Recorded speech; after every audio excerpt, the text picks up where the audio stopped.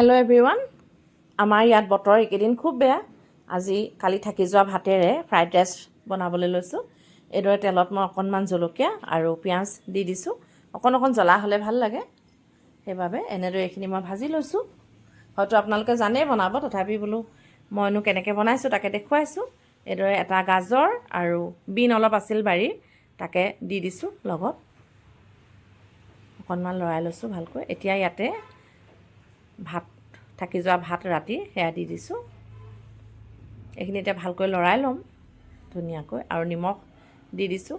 অকণমান chilli oil দি দিছোঁ, তেতিয়া এটা বেলেগ সোৱাদ হয়, খাবলৈ খুব ভাল লাগিছিলে। মই ভাজি থোৱা আলু আছিলে, সেয়াও দি দিলোঁ।